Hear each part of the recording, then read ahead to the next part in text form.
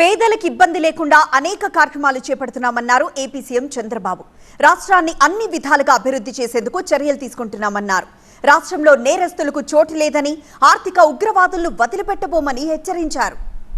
నేను ఇచ్చేది డబ్బులు మీకు గాని గ్యాస్ కంపెనీలకు కాదు.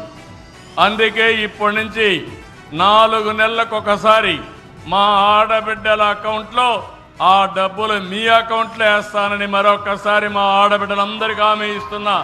పిల్లలకు అలవాటు అయిపోయింది, కిరాణా కొట్లో కూడా దొరికే పరిస్థితి వచ్చింది. నేను ఒకటే చెప్పాను, నేను మాత్రం ఎవరిని వదిలిపెట్టను. గంజాయి అమ్మినా, డ్రగ్స్ అమ్మినా, అవి తీసుకున్నా పాట తీస్తానని మరొకసారి మీ అందరికీ హామీ ఇస్తున్నా. నిన్న కూడా నేను మహానాడులో ఒకటే చెప్పాను, సోషల్ రీఇంజనీరింగ్ జనాభా దామాషా ప్రకారం ప్రతి ఒక్క కులానికి, ప్రతి ఒక్క మతానికి, ప్రతి ఒక్క ప్రాంతానికి న్యాయం చేయాలి. ఈ కార్యక్రమానికి శ్రీకారం చుట్టాం. అంటే ఈ రాష్ట్రానికి ఒక నేర చరిత్రలో వచ్చేసి ఏం చేస్తున్నారంటే, నేరాలు ఘోరాలు చేసి దానికి ముసుగు రాజకీయం, ఎంచో పైన రాజకీయం ముసుగేస్తున్నారు. అందుకే నేను చెప్పాను, ఆర్థిక నేరస్తులు చాలా ప్రమాదం, టెర్రరిస్టు వీళ్ళు, ఆర్థిక ఉగ్రవాదులు వీళ్ళంతా.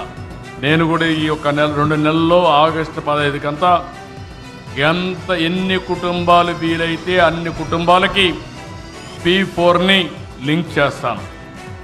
పెద్ద పెద్ద పారిశ్రామికవేత్తల్ని, NRIsని, పైకొచ్చిన సమాజంలో పైకొచ్చిన వాళ్ళందరినీ తీసుకొచ్చి ఇంటిగ్రేట్ చేస్తాను.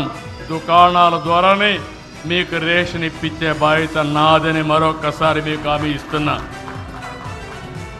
దీనివల్ల మీరు ఎప్పుడైనా వెళ్ళొచ్చు. రేపటి నుంచి మీరు ఫ్రీగా ఉన్నప్పుడు వెళ్ళి తెచ్చుకుంటారు.